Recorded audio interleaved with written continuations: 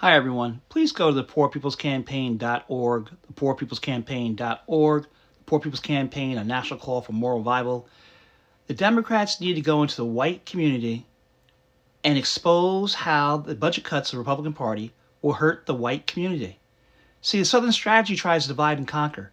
You have to remind us that there's one race, a human race, we're all human, and everyone has a right to life, liberty, pursuit, happiness. You have to remind them that these budget cuts are not just hurting people of color. They're hurting the white community who is voting for the Republican Party. Majority of white people vote for the Republican Party. Read the book, Dog Whistle Politics, How Code and Racial Appeal Have Reinvented Race and Wrecked the Middle Class by Professor E. Handy Lopez. That's a fact, all right? Read it. You have to respond. Watch my video with Cornell Belcher. We talks about before the November 2022 election, how the commercials that were up there were there to scare white people. And guess what? We didn't win the United States Senate Wisconsin seat. Lost 4 seats in New York State. My point is, we're all one. But you have to spell it out. You have to expose how these budget cuts will hurt the white community. You must go into those poor white areas around the country. Go into Kentucky. Go into Tennessee. And spell it out. And say, look, they want to cut Social Security. They want to cut veterans benefits. They want to cut, and show them.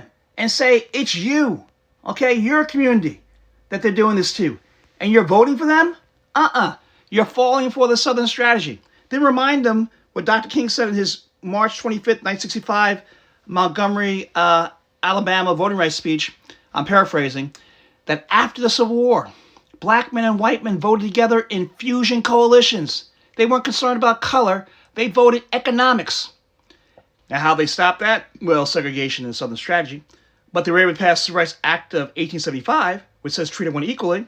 Yes, it's true the Supreme Court gutted that in 1883. And the next one wasn't really until July 2nd, 1964.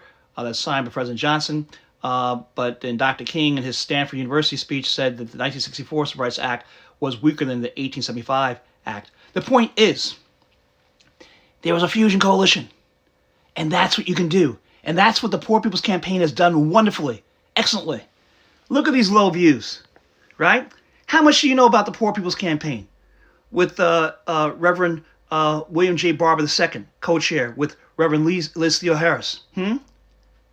She's a white human being. He's an African-American human being, right? Why don't you know more about the Poor People's Campaign and all the successes they've had? How come these numbers are not higher? Point is, bring all people together.